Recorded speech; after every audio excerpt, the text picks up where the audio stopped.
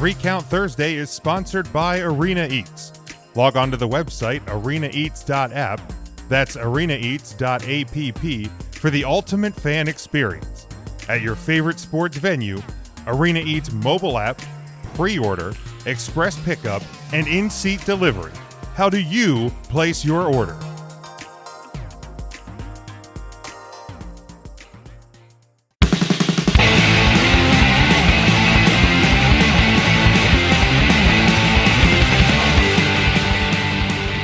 Well, okay, on Tuesday's show, when we were talking about the last man standing match, I made, and it's not a direct comparison, because I think in terms of wrestling ability in the ring, Kevin Owens is better. I think when you talk about some of the extreme to the extreme matches, Mick Foley is more extreme, at least to a degree. Like, I'm not discrediting what some of the things Kevin Owens did, like in CZW, but I kind of made a comparison that Kevin Owens is almost like this generation's Mick Foley in a way, because he will literally put his body through just about anything for the sake of a great match, a great moment, and to get whoever he's working with over. If he has to jump off the WrestleMania sign, if he has to jump off, the forklift, the top of the forklift down through a table, like, he's going to do it.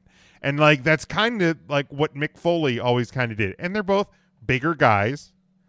And again, it's not a direct comparison, but I feel like in some sort of way, and Ryan, I know I kind of caught you off guard with the comparison on Tuesday, but like, can you guys see my thoughts on that? Like, I just feel like there's at least you can draw somewhat of similarities there, because like, unfortunately, as good as he is, Kevin Owens kind of just seems to, if he gets a title, it's a short title run. Mick Foley had a couple of short title runs. It just, I see some, and maybe that's kind of the idea in the back, is like, he's going to get himself over, title or not. But I just kind of have that feeling. Yeah, there's so many similarities. They both wrestle in t-shirts. They are both not body guys. I think they both will take risks with their bodies for the entertainment of others. I feel though the business is so different then compared to now. Some of those like Japanese death matches we saw Mick Foley like really cutting his teeth in, the Cactus Jack character. I don't think we can draw a similarity of Cactus Jack to Kevin Owens that we would be able to as more of a Mankind, Dude Love, and a Kevin Owens.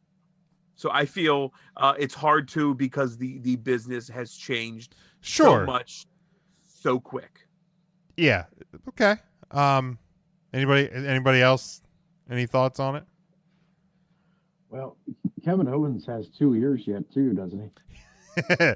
He does. At least I think he does. I mean, I don't spend a lot of time staring at the dude's ears, but I believe he still has both. I don't think there'll ever be another hardcore wrestler like Cactus Jack was. It's just a different time, and I don't see it ever going back to that. But there are a lot of similarities with Cactus and Kevin, that's for sure. Wrestling style, both of them are fans of the wrestling business. They've watched the tapes, the old school. You can really tell. Matt or Tim? So I think that the biggest similarity between Kevin Owens and Mick Foley is their willingness to give of their bodies in points of a wrestling match that they know need it. Kevin Owens, more than anyone else in the recent history of WWE, has done some of the craziest stuff consistently. Like, of course, Shane's always good for the crazy 9,000 foot bump off the top of the Hell in a Cell or Here something. Comes the money. but Kevin jumping off forklifts, running up the vert ramp, getting thrown off the the Thunderdome multiple times. Yeah. Like Kevin Owens is always willing to just risk himself. Yeah, and I think that's probably like what the connection was in my head, because I think about the number of pretty big spots like he took in the match on Sunday, and I'm like, he does that a lot. Like, you know, he has done it his entire career. Yeah. If anybody ever gets bored and wants to do some deep diving on Kevin Owens, go back and watch his. Now you'll have to pay for it, unfortunately, I think, unless you can find other means. But his stuff in Pro Wrestling Guerrilla is nasty. His feud with Super Dragon is nuts. The stuff he did when he was a part of a group called Mount Rushmore with the Young Bucks and Adam Cole, insane. His feud with Generico, even in Ring of Honor. If you watch the Ladder War with him and Generico, off the wall, crazy, insane stuff.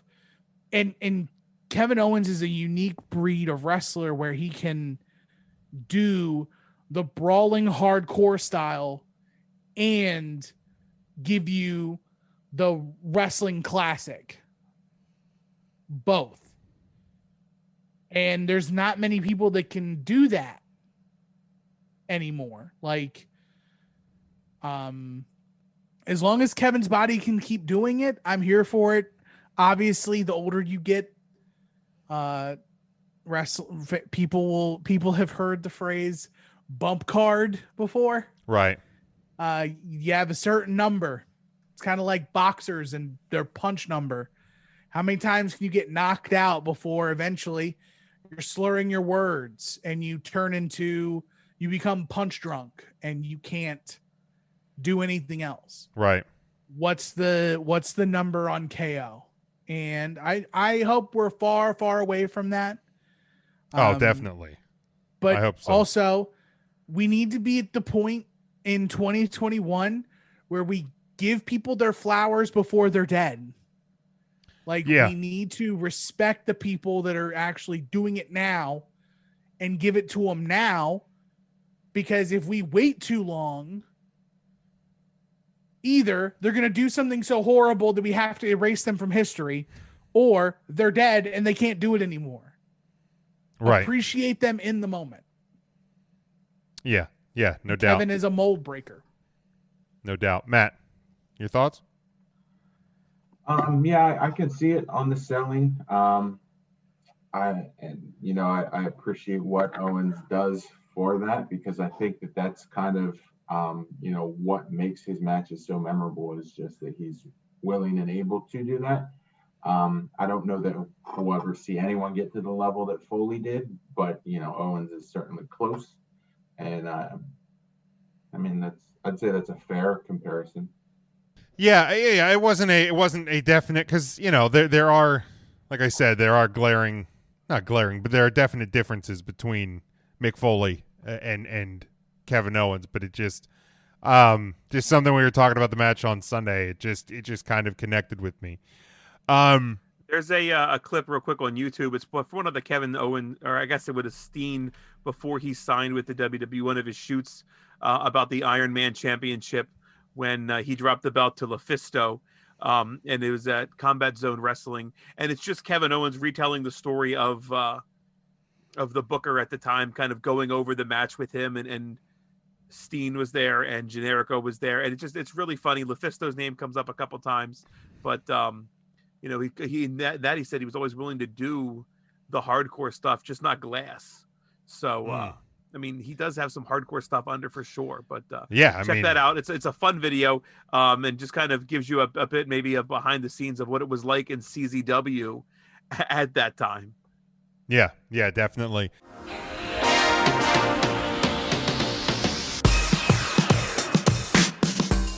Three Count Thursday is sponsored by Arena Eats. Log on to the website arenaeats.app. That's arenaeats.app for the ultimate fan experience. at your favorite sports venue, Arena Eats mobile app, pre-order, express pickup, and in-seat delivery. How do you place your order?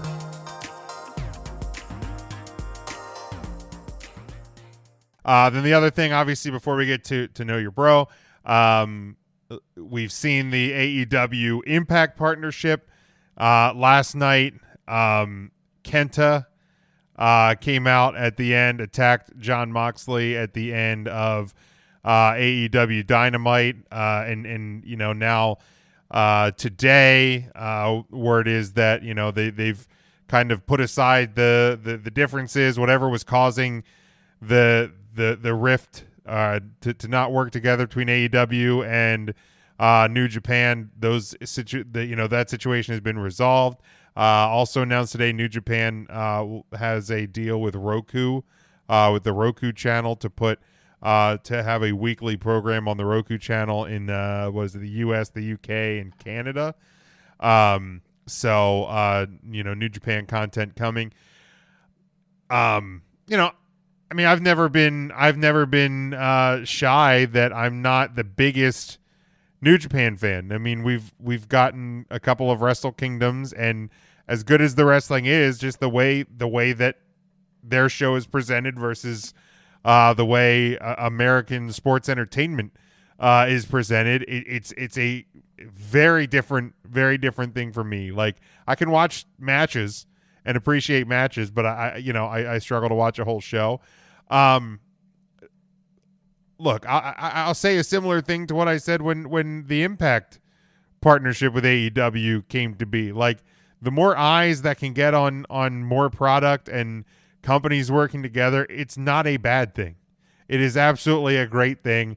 It's a fun thing. My only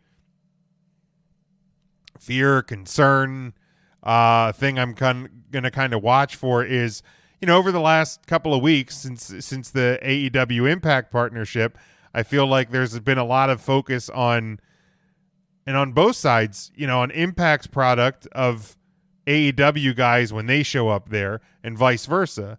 So when you have your feet in a lot of waters, you still want to make sure you kind of protect your own house. And the AEW has a big roster in and of itself that I feel like they have a hard time featuring a lot of players besides their 37 match marathons on AEW Dark. But so I and obviously it's going to be front loaded as a deal presents itself new. And I think some of that will settle back, but I just hope that it's not a negative thing for some of the guys on the AEW roster, that it's a good thing for the company, but I don't want it to be a bad thing for some superstars that we're kind of on the rise, like Scorpio Sky. I don't know if he's hurt or anything, because I did go a couple weeks, but I don't think he's been seen on AEW TV in a little while here. So you just gotta, like I said, protect your own house, but I like the partnership. Two things. Shocked you said Kenta and not Hideo Itami. That blew me away. And I forget what the second one was already. Moxley's the IWGP United States champion. I think to work around that, they had to figure something out. So hopefully a rising tide raises all ships. That's all I can hope for. Yeah. Matt, Mark, Tim, any thoughts? I mean, I think it's early. We'll see where it goes, but I think these partnerships, I don't see them as a bad thing ever, just because it's getting more eyes on different products. I understand the concern you have of what it does to storylines, but we've seen that before with WWE, where too many stars on the roster, people get pushed aside. So good wrestlers will find a place to wrestle, and we'll get to watch them, and it'll work itself out. Mark?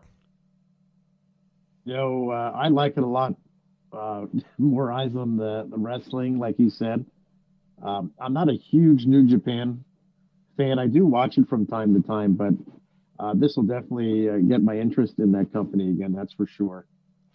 So I'm anxious to see where it goes, but on the same hand, what you said kind of concerned or about some of the AEW almost originals, you could say.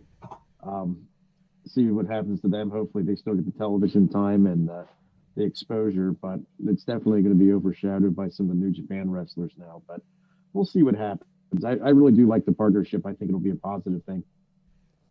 Tim? I don't see where this can be an actual negative. Especially with AEW wanting to do another hour of television somewhere down the road, they're going to have another outlet to showcase more talent. It may not be on Dynamite, but they will have that opportunity. I don't see that the partnership's going to be very often per se. Like, I don't think we're going to be inundated with New Japan stars. Like, quite frankly, the only people on Impact that have come over to AEW has been the Good Brothers.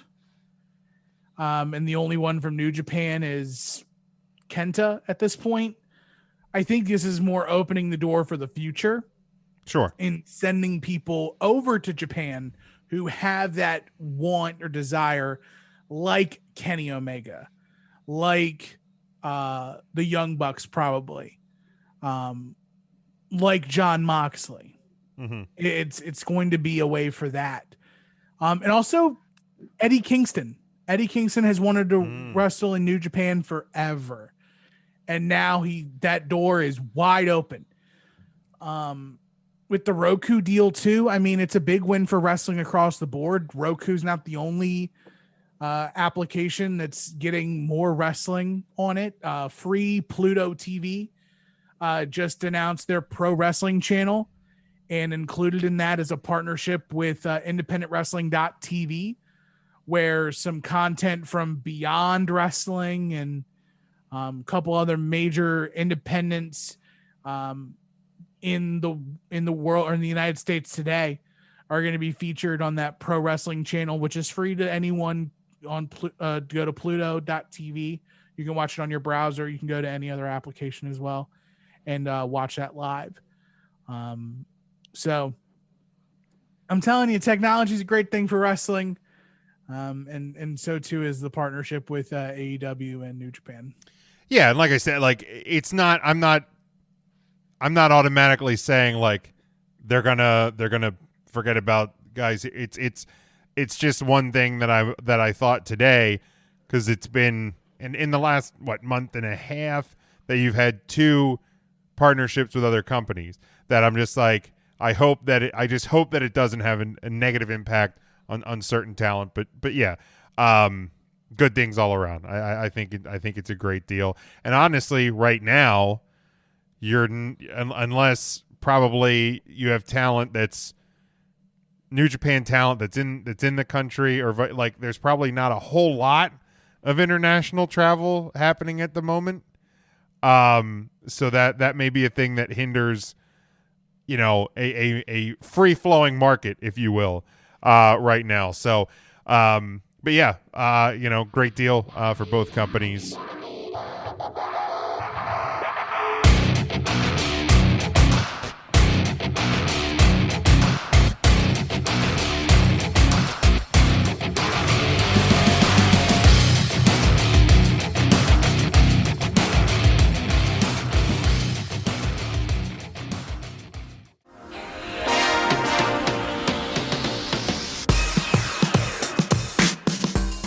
Three Count Thursday is sponsored by Arena Eats. Log on to the website arenaeats.app, that's arenaeats.app, for the ultimate fan experience. At your favorite sports venue, Arena Eats mobile app, pre-order, express pickup, and in-seat delivery. How do you place your order?